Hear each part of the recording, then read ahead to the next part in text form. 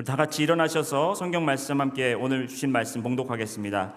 에베소서 6장 21절부터 24절까지 우리 함께 읽습니다. 에베소서 6장 21절부터 24절까지 우리 함께 한 목소리를 읽겠습니다. 시작.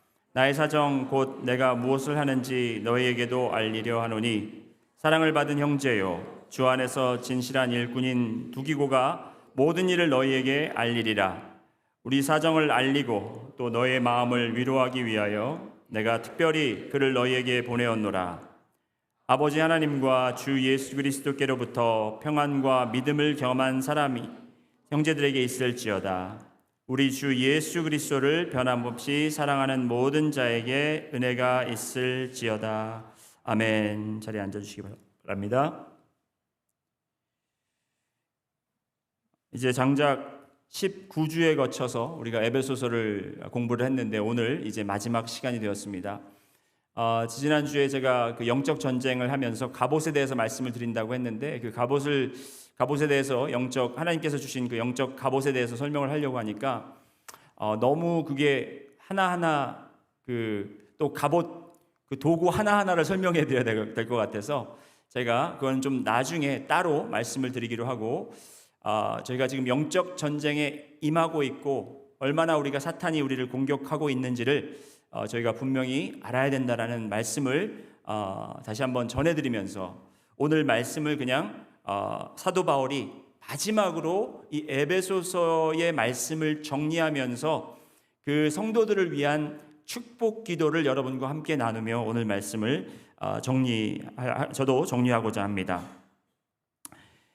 사도 바울은 서론 부분에도 인사로 시작해서 마지막 부분에도 인사로 끝내게 됩니다.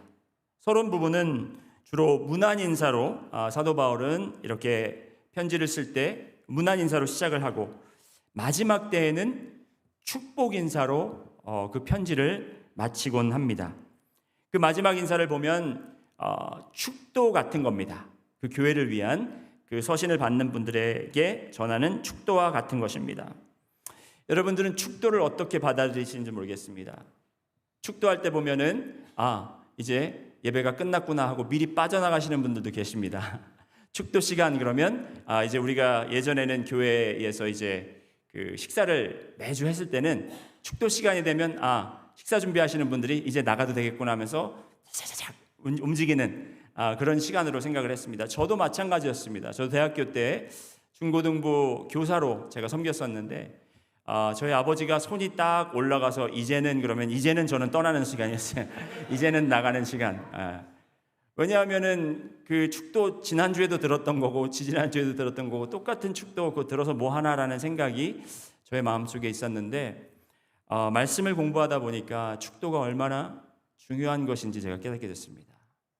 그래서 여러분도 축도 때 이제는 그러면 빠져나가지 마시고 축도를 정말 우리가 축도는 기도를 받는다는 것보다 선포라는 거죠. 복음에 대한 축복에 대한 선포라는 것입니다.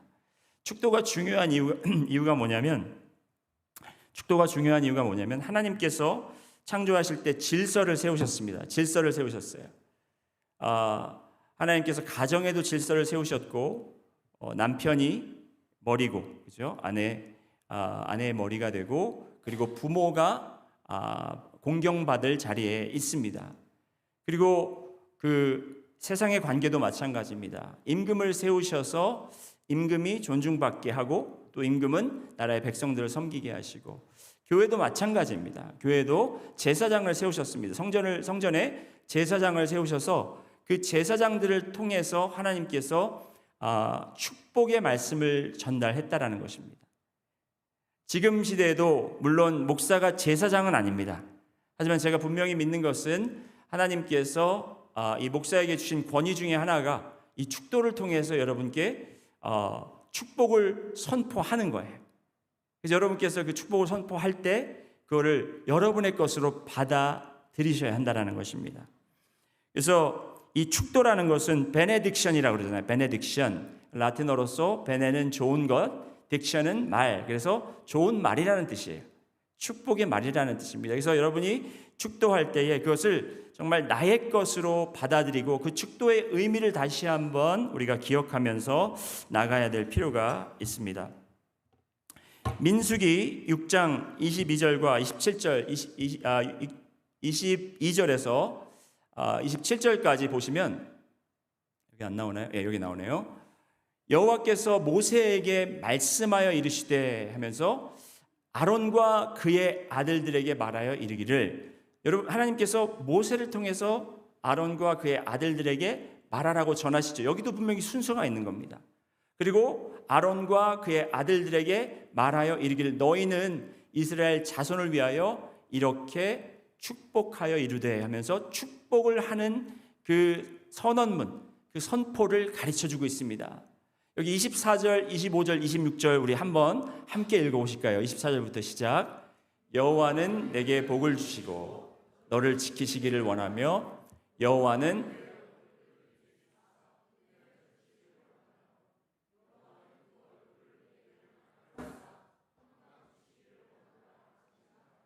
아멘. 아론에게, 제사장에게 축복을 하라고 내려주신 말씀을 보면 주님의 얼굴이 그 백성들에게 비추어지는 것을 하나님께서는 축복이라고 하십니다. 다시 말씀드리면 우리가 받을 수 있는 가장 큰 축복은 주님의 임재, 주님의 모습이 나에게 다가오는 것입니다. 주님의 얼굴이 오늘도 여러분의 삶을 비추시고 또 여러분의 마음과 여러분의 생각을 비추시기를 이 시간 소원하고 축복합니다. 이삭에게 준 아버지의 축도를 야곱이 에서보다 더 귀하게 여겼습니다. 더 사모하는 자, 더 귀히 여기는 자가 축복을 누릴 수 있다라는 것입니다. 여기 계신 분들도 다 똑같이 축복받고 다 똑같이 그 축복이 임했지만 여러분들이 마음이 그 축복을 더 사모하고 내가 이 더 축복을 갈망한다라고 여러분께서 그렇게 마음을 가지시면 여러분이 삶이 더 축복받는다기보다는 하나님께서 이미 주신 그 큰 축복을 우리가 그만큼 더 크게 누릴 수 있을 줄 믿습니다. 오늘 바울의 축도를 보시면 23절, 24절 말씀에 이렇게 나옵니다. 아버지 하나님과 주 예수 그리스도께로부터 평안과 믿음을 겸한 사랑이 형제들에게 있을지어다. 우리 주 예수 그리스도를 변함없이 사랑하시는 모든 자에게 은혜가 있을지어다 라고 이렇게 말씀하시면서 여기에 보면 세 가지 그 엘레멘트들이 나옵니다. 그 축복에 대한. 그것이 뭐냐면 첫 번째는 평안, 따라해보시까 평안. 두 번째는 사랑, 그리고 세 번째는 은혜입니다. 은혜, 따라해보십니다. 은혜. 이 세 가지가 제가 축도할 때도 속해 있어요. 저희 축도문에 속해 있습니다. 지금은 우리 주 예수 그리스도의 은혜와 하나님의 무한하신 사랑과 성령님의 감동하시고 감화하시는 그 평안이 지금부터 영원까지 함께 하실지어다라고 그렇게 기도를 합니다. 이 평안과 사랑과 은혜, 우리는 그냥 보통 교회에서 기도를 하거나 교회 성도들과 대화를 할 때 평화라는 말 그냥 자주 씁니다. 사랑이라는 말도 우리가 흔하게 씁니다. 은혜라는 말도 우리가 씁니다. 그런데 우리가 이 단어들을 정확하게 어떻게 받아들여야 되고 어떤 의미를 우리가 가지고 이야기를 하고 받아들여야 되는지를 분명히 알아야 될 필요가 있습니다. 성부, 성자, 성령 하나님, 이 삼위일체 하나님도 우리가 마찬가지입니다. 우리가 하나님 하면 삼위일체 하나님이다 해서 하나님 아버지가 계시고 아들 하나님, 유기 하나님인 예수님이 계시고 성령 하나님이 계셔서 우리가 때로는 아버지 하나님께 기도도 하고 그 성자 하나님인 예수님께도 기도를 드리고 성령 하나님인 성령님께도 기도를 드리는데 우리가 이 세 분의, 그러니까 이 삼위일체 되시는 그 각 성부, 성자, 성령 그분들의 역할과 그분들의 성격을 우리가 분명히 파악을 한다면 우리의 신앙의 삶에 더욱더 풍성한 열매가 맺게 되리라 믿습니다. 그 성부, 성자, 성령의 하나님과 이 평강, 사랑, 은혜가 연결이 되어 있습니다. 다시 말씀드리면 이따가 좀 설명을 구체적으로 드리겠지만 여기에서 사랑은 성부 하나님과 연관이 있고요. 그리고 은혜는 예수 그리스도 성자 하나님과 예수님과 연관이 있고 평화는 성령님과 연관이 되어 있습니다. 그래서 제가 축도할 때도 이제는 우리 주 예수 그리스도의 은혜와라고 이야기하고 하나님 아버지의 극진하신 사랑과 그리고 성령님의 평강이 함께 있으리라 이렇게 기도를 하는데, 이 세 가지 단어의 관계는 상호 관계이기도 하면서 이 관계를 우리가 잘 이해해야 될 필요가 있다는 것입니다. 순서를 제가 정한다면, 그러니까 중요한 순서가 아니라 이 차례대로 순서를 정한다면 가장 먼저 있는 것이 하나님의 사랑이고요, 그 중간에 껴 있는 것이 예수 그리스도의 은혜이고, 그리고 마지막에 있는 것이 성령님의 평화입니다. 평강입니다. 왜 이렇게 순서를 정했냐 하면은, 평강은 뭐예요, 여러분? 하나님의 사랑과 예수 그리스도의 은혜를 통해서 우리가 받은 것이 평화라는 거예요. 우리는 죄인이었기 때문에 하나님과 평화로운 관계를 맺을 수 없습니다. 이 평화라는 것은 우리가 속히 이야기하는 그러한 감정이 아닙니다. 느낌이 아닙니다. 이거는 신분이 아니에요. 우리가 평화를 느끼고 있는 상태를 이야기해 주는 것이 아니라, 하나님과 우리가 원수되었을 때는 평화가 없었습니다. 전쟁이 없고 모든 일이 형통해도 그건 평화가 있는 게 아니에요. 왜? 하나님이 아직도 진노하고 계시기 때문에, 우리는 그 죄가 해결되지 않았기 때문에 우리는 평화의 상태에 있지 않은 것이지만, 하나님의 사랑과 은혜를 통해서 그 평화를 받게 된 것이죠.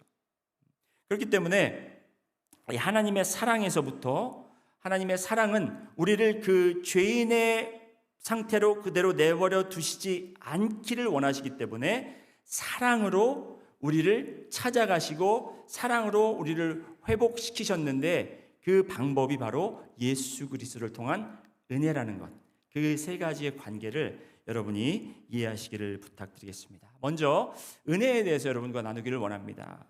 은혜에 대한 얘기를 하기를 원하는데, 먼저 첫 번째로, 은혜는 갚는 것이 아니라 받는 것이다.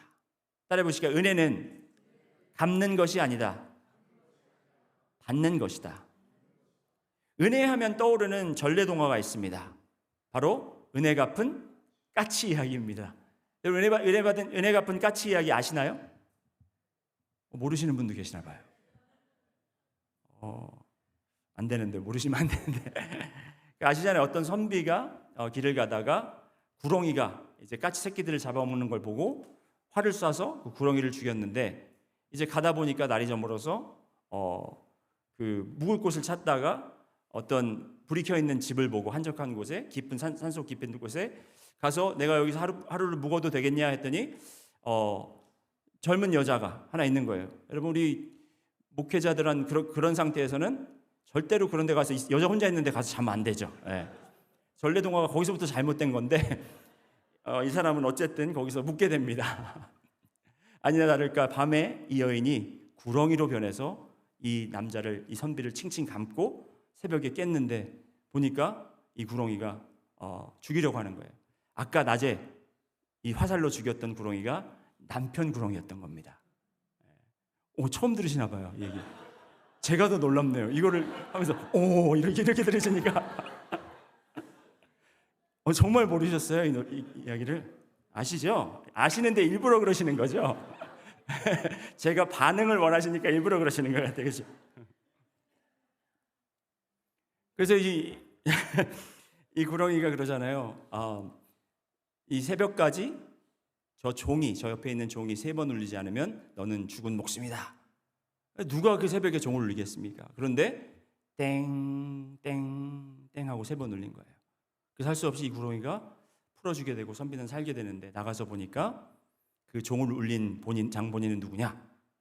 아까 그 새끼 까치를 구해줬던 그 새끼 까치들의 어미가 이제 은혜를 갚으려고 그렇게 목숨을 다 바쳐서 했다라는 거예요. 저는 한국의 전래동화랑 안 맞아요. 아까 거기 여인 혼자 있는데 들어간 것부터 시작해서 은혜를 갚기는 했는데, 그렇죠? 좋은 이야기는 좋은 이야기인데 새끼들은 살았지만 어미가 죽었잖아요. 이왕이면 어미도 살리고, 그죠? 다 그러면 좋은데, 그러니까 이제 이 은혜에 대해서 잘 몰라서 이런 이야기가 나온 것 같아요. 은혜는 갚는 게 아니라 받는 거예요. 은혜는 갚는 게 아니라, 제가 성경에 있는 은혜에 대한 이야기를 하나 말씀드리겠습니다. 여러분, 이거는 아실 거예요. 문둥병자 10명의 얘기를 아시죠? 10명의 문둥병자가 있었습니다. 그 문둥병자들이 예수님께 치료를 원했고 예수님이 그들을 만나서 치료하시고 10명 다 치료하시고 보내셨어요. 제사장에 가서 보여라 해서 10명 다 이제 할렐루야 하면서 갑니다. 감사합니다 하면서 갑니다. 근데 그 중에 한 명만 돌아와서 예수님께 감사하고 예수님을 찬양하는 그 내용을 여러분이 아십니다. 그 내용을 보면 이 문둥병자 한 사람, 다시 돌아온 이 한 사람만 이 은혜에 대해서 갚을 줄을 아는, 은혜에 대해서 보답할 줄을 아는 그런 사람이구나라는 이야기로 생각할 수 있지만 이 이야기를 제대로 보면요, 이 예수님께서 보내실 때 어떻게 얘기했죠? 제사장에게 보여라. 왜 제사장에게 보입니까?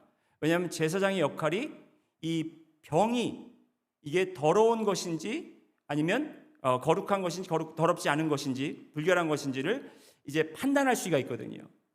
그래서 피부에 뭐가 나면은 제사장에게 보여야 합니다. 그걸 보고 제사장이 점검을 합니다. 그러니까 그때는 대제사장이 의사 역할도 했던 겁니다. 의원 역할도 했던 거예요. 그래서 이 질병이 이제 퍼지거나 전염병 그 성격이 있다면 이 병든 자를 이제 나가게 합니다. 캠프에서 나가게 해서 외진 곳에서 병든 사람들과 함께 살게 합니다. 이 사람들이 나음을 받아도 다시 와서 대제사장에게 확인을 받아야 돼요. 이게 완전히 나았는지 안 나았는지를. 그래서 예수님께서는 제사장에게 보여라 한 것이고, 이 사람들은 그동안 식구들과 오랫동안 떨어져 있었기 때문에 얼마나 빨리 돌아가고 싶었겠습니까? 그래서 정말 불이 났게 그들은 가서 빨리 제사장에게 확인을 받고 내가 다시 예전처럼 생활을 해야지, 공동체 생활을 해야지라는 그런 마음으로 달려갔는데, 가다가 보니까 이 한 사람은 대제사장은 나를 낫다고 판단할 수 있지만 지금 내가 만난 이 예수 그리스도, 이분이 바로 참된 대제사장이구나. 이분이 바로 나를 낫게 하시는 분이구나. 여러분, 이게 무슨 말씀인지 아시겠어요? 그게 바로 은혜라는 겁니다. 은혜는, 우리는 때로 하나님 은혜를 주시옵소서 하면은 우리는 은혜를 통한 선물을 원해요. 은혜를 통한 기도 응답을 원한다라는 것입니다. 하나님께서 은혜를 주셔서 내가 지금 겪고 있는 이 병을 낫게 해주시고, 내가 지금 원하는 프로모션을 주시고 진급하게 하시고, 그리고 내가 지금 겪고 있는 이 관계를 회복시켜 주세요. 그게 은혜라고 생각하지만 진정한 은혜는 바로 이 예수 그리스도, 이걸 우리의 모든 문제를 해결해 주실 그 예수 그리스도를 만나는 것이 바로 진정한 은혜라는 것입니다. 오늘 그래서 여기 계신 여러분들은 모두 예수 그리스도를 만나고 그 주님이 바로 은혜라는 것을 깨닫는 여러분이 되시기를 소원합니다. 두 번째로 사랑. 그래서 은혜는 일시적인 선물이 아니라 선물을 주신 분을 알 때 우리가 더욱더 깊이 은혜를 누릴 수 있다는 것입니다.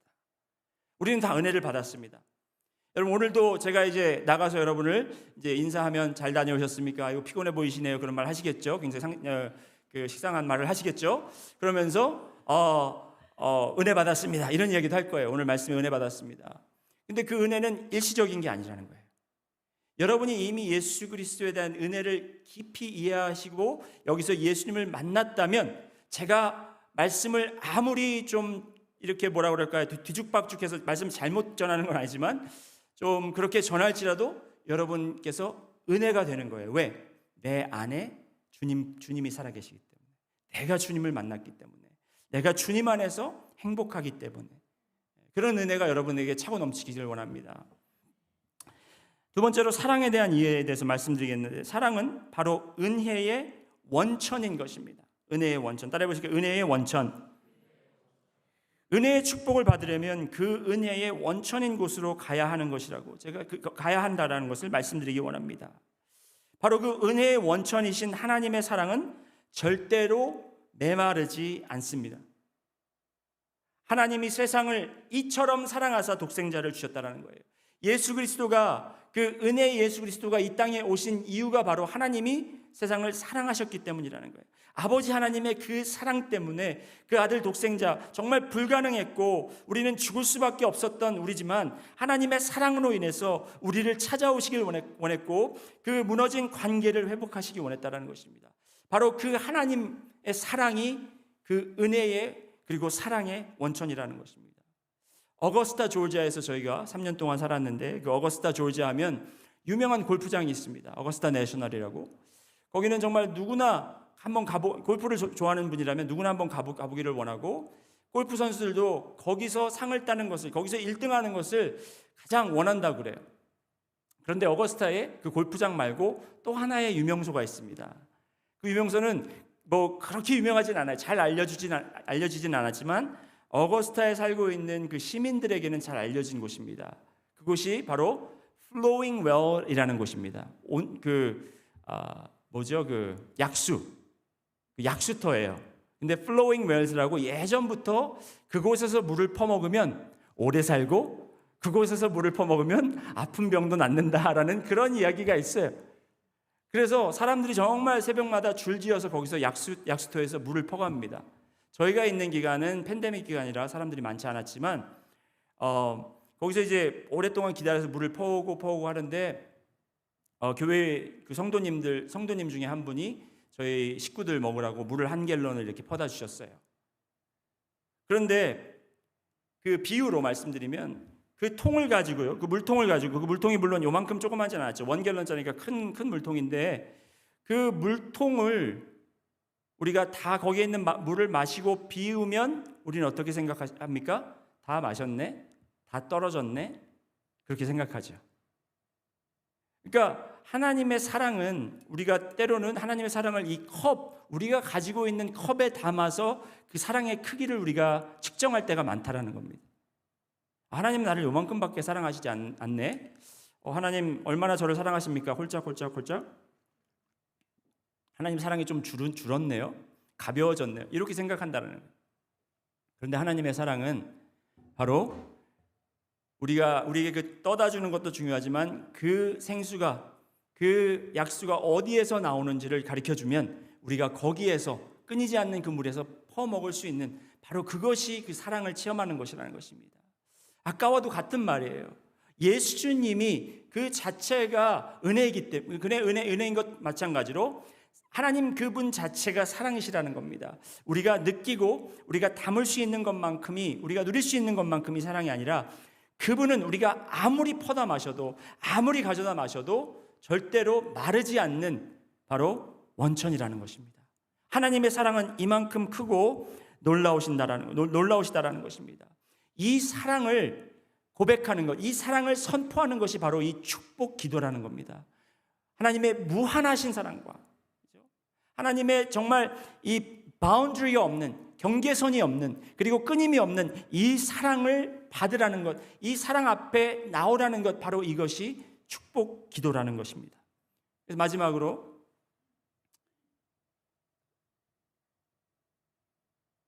23절 보시면, 아버지 하나님과 주 예수 그리스도께로부터 평안과 믿음을 겸한 사랑이 형제들에게 있을지어다. 여기서 이제 평안도 나오고, 이제 평안은 조금 이따 말씀드리겠지만, 여기에 이제 사랑에 대해서 조금 더 구체적으로 말씀이 나오고 있는데, 여기서는 그냥 사랑이 아니라 믿음을 겸한 사랑이라는 겁니다. 사랑하면 우리가 감정과 많이 연관을 짓습니다. 그래서 우리가 아까 이 컵 사이즈만큼, 우리가 가지고 있는 이 컵, 담을 수 있는 만큼만 사랑을 우리가 체험한다고 했지만, 또 때로는 우리가 느낄 수 있을 만큼만 사랑을 측정할 때가 있다는 겁니다. 우리가 느끼지 못하면, 어쩔 때는 그렇죠. 하나님, 제가 이렇게 열심히 기도하는데, 하나님, 제가 이렇게 열심히 주님을 섬기는데 왜 저의 이 작은 기도 하나, 하나님은 다 하실 수 있잖아요. 그런데 왜 이 기도는 들어주지 않으십니까?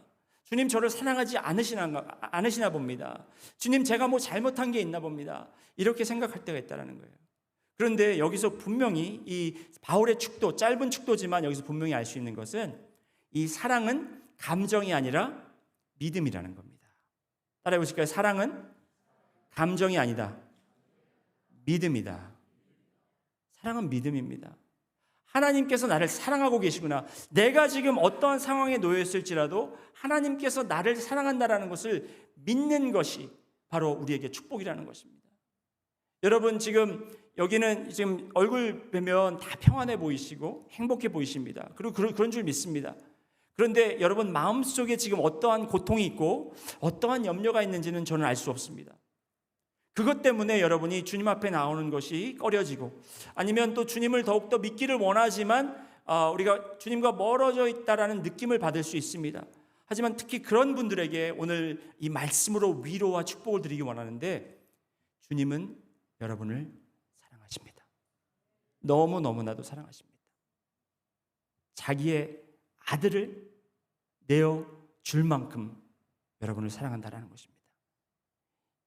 여기에 좋으신 분들 많지만 아무리 훌륭하고 좋으신 분들이라도 여러분의 자식을 내어놓으면서까지 남을 사랑할 사람은 아무도 없습니다. 저도 마찬가지. 자식이 아무리 미워도 아무리 미워서 때때로는 얘를 그냥 갖다 버릴까 이런 생각이 들어도 자식을 내어주면서까지 다른 사람을 사랑할 마음은 없다라는 거예요. 하지만 하나님은 그만큼 여러분을 사랑하신다라는 겁니다. 그러한 사랑으로 여러분이 오늘도 축복을 받으시기 원합니다. 이 평안, 하나님께서 주시는 이 평안은 무엇인가? 아까도 말씀드렸지만 사랑과 은혜, 그러니까 은혜의 원천이신 예수님께 우리가 달려가고 사랑의 원천이신 하나님 아버지께 달려갔을 때에 우리가 이 평안을 받을 수가 있는데, 첫 번째 바로 이 평안은 무엇이냐? 바로 하나님과의 그 원수된 관계가 이제 원수에서 우리는 자녀로 회복되었다라는 것을, 내가 자녀이기 때문에 내가 회복되었다, 자녀이기 때문에 평안하다라는 것을 우리가 알 수 있다라는 것입니다. 평안을 위해 필요한 것이 바로 그리스도의 은혜를 아는 것입니다. 저는 항상 궁금했습니다. 왜 축도에서 그리스도의 은혜와 하나님의 사랑으로 이렇게 기도를 하는가? 하나님이 은혜일 수도 있고 그리스도가 사랑일 수도 있는데 왜 이렇게 이야기를 할까라고 생각을 하고 있었는데, 바로 오늘 이 말씀을 통해서 우리가 분명히 알 수 있습니다. 사실 바꿔도 말이 안 되는 건 아닙니다. 하지만 하나님 아버지께서는 그 사랑으로 그리스도를 내어주셨고, 예수님은 은혜로 본인의 목숨을 내어주시고 우리를 죄인에서 의인으로 바꾸셨기 때문에 바로 그 사랑과 은혜가 정확하게 누구와 어떤 삼위일체 하나님과 연관이 있는지를 우리가 분명히 깨달아야 한다는 것입니다. 그래서 우리가 기도할 때도요, 보면 어떤 분들은 예수님 하면서 기도할 때가 있어요. 어떤 분들은 성령님 하면서 기도할 때가 있습니다. 잘못된 거 아니에요. 우리는 예수님께 대화할 수 있고 성령님께 대화할 수 있습니다. 하지만 우리가 이 축복의 원리를 분명히 깨달으신 분들이라면 그 축복의 근원은 바로 사랑 주시는 하나님이시기 때문에 하나님 아버지 하고 우리가 기도의 대상을 분명히 알아야 돼요. 하나님 아버지, 기도의 대상을 정하고 그 하나님 앞에 아버지라고 부를 수 있고 하나님 앞에 담대히 나갈 수 있는 이유는 바로 예수 그리스도라는 거예요. 그래서 우리가 기도를 마칠 때 예수 그리스도 이름으로 기도합니다를 꼭 붙여야 되는 이유가 뭐냐면, 율법적으로 기도를 하기 위해서가 아니라 우리가 예수 그리스도의 이름으로 하나님을 아버지라 부를 수 있는 특권을 받은 것을 확신할 수 있기 때문에 그런 거예요. 어떤 분들은 그냥 기도하면서 그냥 아멘하고 끝나는데, 그렇게 하지 마시고 이제는 하나님 아버지라고 분명히 대상을 정하시고 부르시고, 그리고 예수 그리스도의 이름으로 여러분께서 기도를 마치시는 그러한 훈련을 하셨으면 좋겠습니다. 내 죄의 대가를 아무런 조건 없이 스스로 본인이 감당하셨다라는 그것이 바로 은혜라는 것입니다. 그리스도의 은혜는 바로 그리스도의 죽음과 부활이라는 것입니다. 예수님께서 이 땅에 오셨을 때 누구처럼 왔죠? 바로 죄인인 우리의 모습으로 왔어요. 죄인이라는 것, 죄인의 모습으로 오셨다라는 것은 그분이 죄인으로 오셨다라는 것이 아니라 subject to 죄 아래, 법 아래 계셨다라는 거예요. 그러니까 법을 지켜야 되는 분입니다. 법을 지켜야만, 하나님은 법 위에 계신 분이잖아요. 법을 만드신 분이란 말이죠. 예수님은 그 법 아래에서 우리처럼 똑같은 신분과 똑같은 이 피부와 똑같은 이 감정으로 그 모든 것을 감당하셨다라는 거예요. 그런데 그 시험에 굴복하지 않으시고 그 시험에 유혹에 넘어가지 않으시고 죄를 짓지 않으시고 하나님께 완전한 순종의 삶을 살았다는 것입니다. 그렇기 때문에 그는 완벽한 제사물로 하나님께 드려질 수 있었고, 그가 십자가에 죽었을 때 바로 그가 온전한 어린 양으로서 영원한 속죄를 우리에게 허락하신 바로 속죄물이 됐다라는 것입니다. 그것이 바로 은혜였고, 그 은혜를 알고 깨닫고 믿는 자마다 멸망하지 않고 영생을 얻는 것이 바로 평안이라는 것입니다. 그게 우리에게 주신 평안이에요.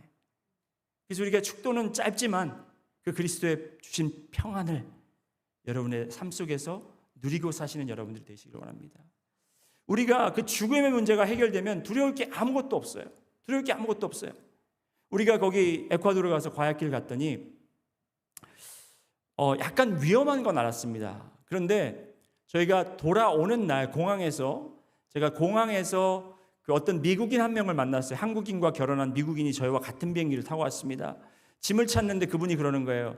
에콰도르에 한인들 오는 일이 별로 없는데 너희들 무슨 일로 다녀왔냐? 그래서 우리가 선교 갔다 왔다 그러니까 어느 지역을 다녀왔냐는 거예요. 그래서 저희가 우리가 두란 지역 갔다 왔다니까 이 사람이 놀라면서 너희들 미쳤구나 그러는 거예요.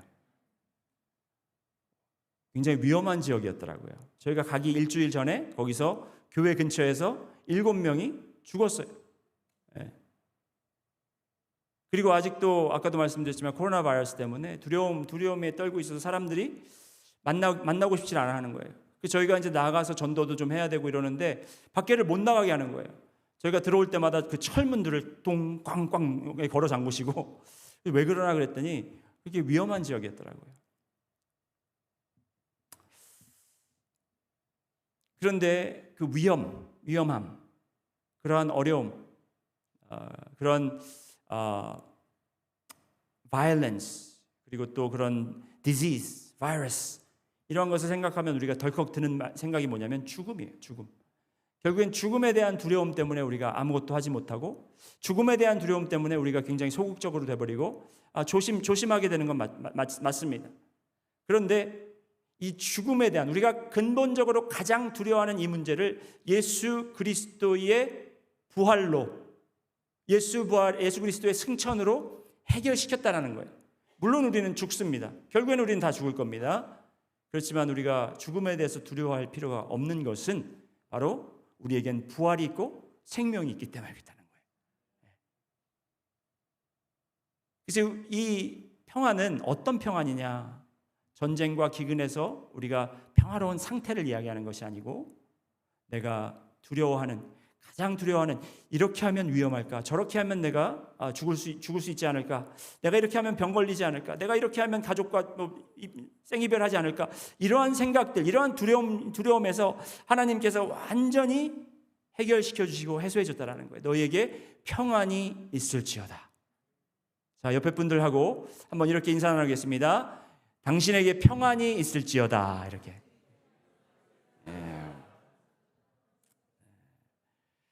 여러분에게 주님께서 주신 이 평안이 있기를 소원합니다.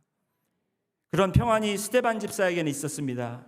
그 스데반 집사는 복음을 전하다가 돌을 맞아 순교하면서도 그 얼굴에 천사 같은 얼굴, 천사 같은 광채가 난 이유가 그가 무슨 어떠한 슈퍼내추럴한 파워, 그 슈퍼내추럴한 그런 힘이 있어서가 아니라 바로 그 안에 평안함이 있었기 때문에 그래요. 그 안에 주님께서 주시는 평화가 있었기 때문에 그렇다는 것입니다. 자, 이제 결론을 맺습니다. 오늘 말씀을 우리가 이 축도 전에 이제 사도 바울이 21절, 22절 말씀에 이런 이야기를 합니다.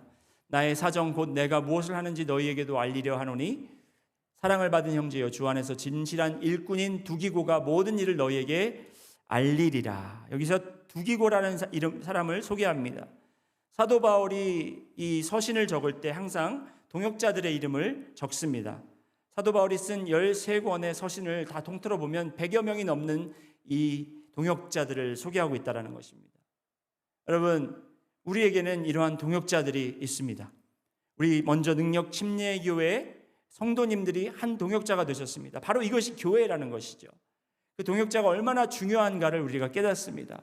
그래서 저희가 선교 가 있을 때도 얼마나 든든한지요. 왜? 여기 계신 분들이 기도하시고 여기 계신 분들이 정말 우리를 위해서 새벽에 나와서 기도하시고 밤에도 기도하시고 날마다 기도하시는 그런 것 때문에 감사하고, 또 이번에 가서 그 에콰도르 교회, 우리가 후원하는 그 교회들 방문하면서 그분들에게도 우리가 느꼈던 것이 뭐냐면, 그분들이 우리에게 감사했던 이유가 뭐냐면 바로 우리를 동역자로 생각하고 있기 때문에 그렇다는 거예요. 이 동역자라는 것. 여러분, 저는 목사로서 여러분을 혼자 영적 생활, 영적 전쟁을 하게 놔두지 않을 것입니다. 저는 여러분의 동역자가 되기를 원합니다. 여러분도 제가 혼자 목회하게 내버려 두지 마시기 바랍니다. 여러분도 저에게 두기고와 같은 동역자들이 되시기를 소원합니다. 바울이 함께 사역하기 쉬운 상대는 아니었을 것이라고 저는 생각이 됩니다. 저는 바울과 함께 사역했다면 상처를 많이 받았을 것 같습니다.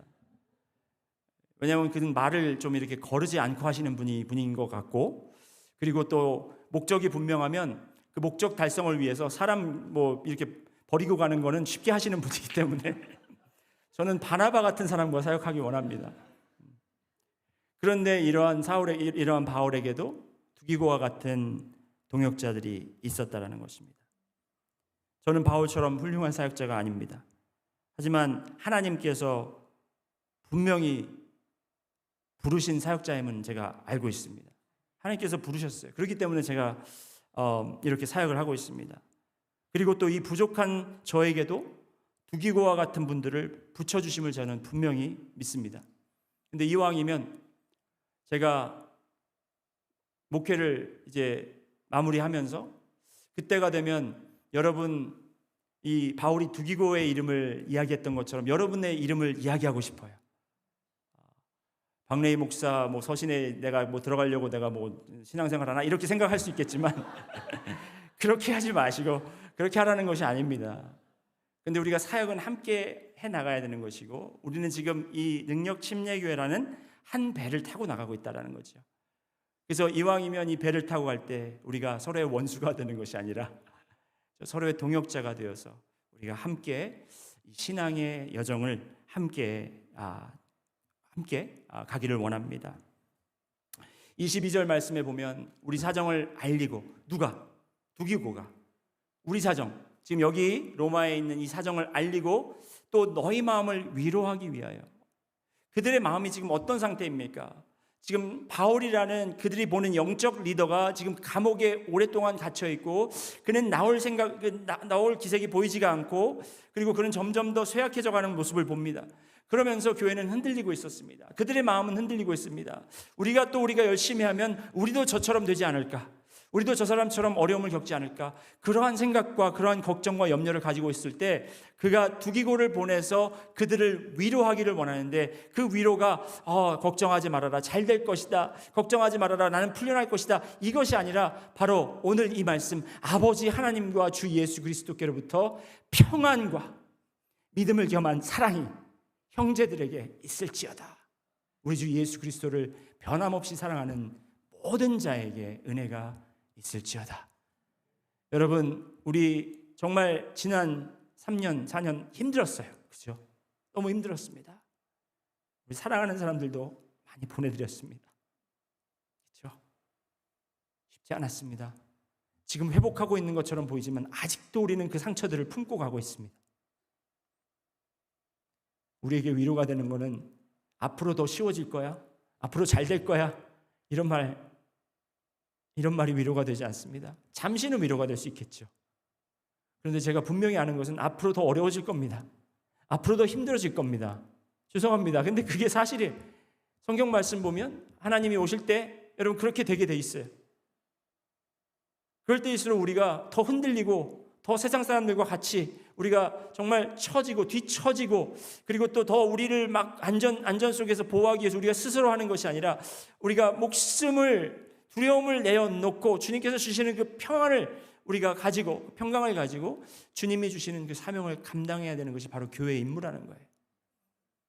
오늘 이 말씀을 마치면서 여러분께 바울이 에베소 교회 그리고 그 소아시아 지역에 했던 바로 이 기도문을 제가 읽으며 여러분께 이 기도로, 축복 기도로 오늘 말씀을 그리고 에베소서를 정리하려고 합니다.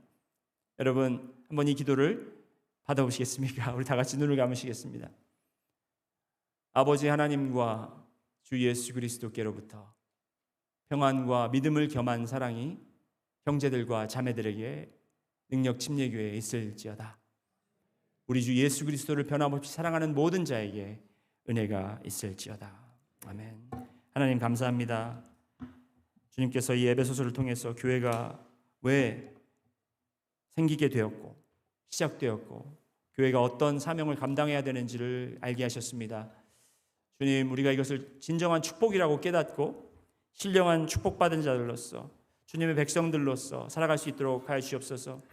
주님, 교회가 피하는 은신처가 되는 것이 아니라 이 교회를 통해서 우리가 세상에 보내심을 받는 바로 그런 곳이 될 수 있도록 인도하여 주옵소서.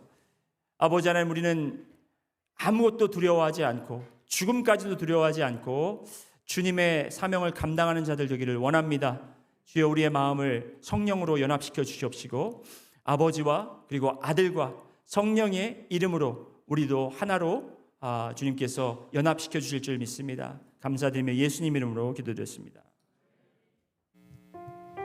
함께 자리에서 일어나셔서 결단 찬양 드리겠습니다.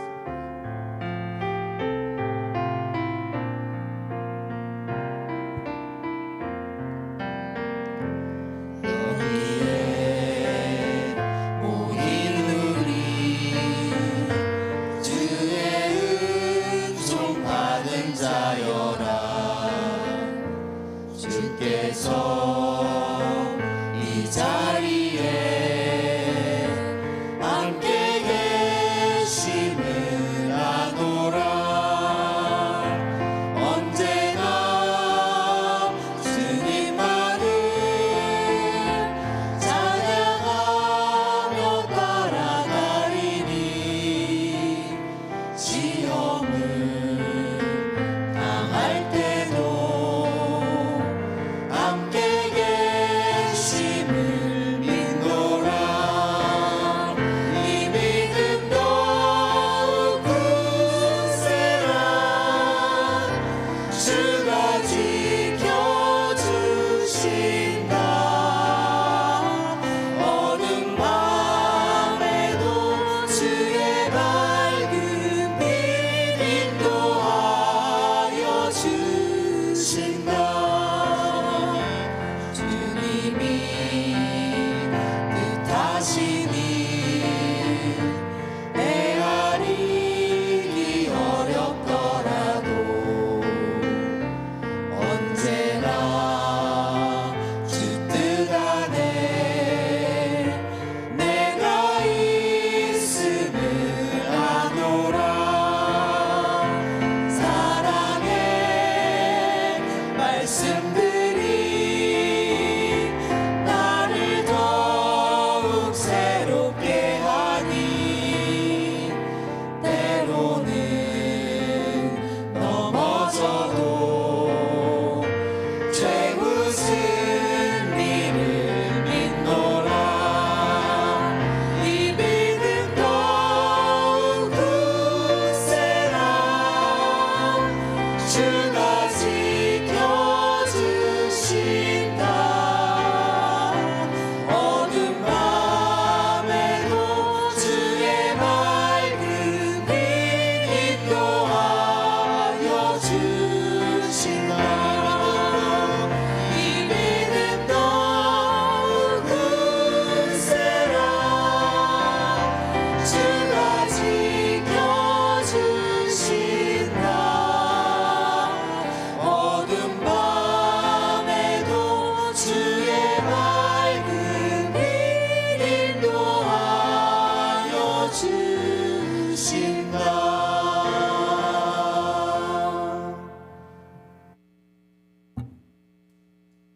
주님, 이 시간 주님께 드려진 바쳐진 예물을 주님께 다시 한번 올립니다. 물고기 2마리와 떡 5조각을 가지고 나온 어린아이의 그 작은 정성을 예수님께서 들으시고 감사하시고 축복하셨을 때 그것이 많은 사람들에게 잘 사용됐던 것처럼 아버지 하나님, 이 드려진 물질이 아버지 하나님, 우리 인간적인 방법으로 사용된다면 한계가 있습니다. 그리고 또 부족합니다. 하지만 주님께서 사용하신다면 아버지 하나님, 이것이 차고 넘칠 줄 믿습니다. 주님께서 이 드려진 손길을 축복하시고, 또한 아버지 하나님, 주님께 감사를 드리며, 또 아버지 하나님, 이것을 주님께서 사용하실 것을 이 시간 저희가 간구합니다. 아직도 주님을 모르는 사람들이 있습니다. 그리고 이 신시내티 지역에도 아버지 하나님, 주님의 손길이 필요한 자들이 있습니다. 저희가 가지고 있는 것 부족하지만 주님께서 축복하시고 그것을 증가시키신다면 우리는 할 수 있습니다. 아버지 하나님, 우리가 그것을 믿고 선한 마음으로 순종하며 따라갈 수 있도록 주여 인도하여 주시옵소서. 감사드리며 예수님 이름으로 기도했습니다. 아멘.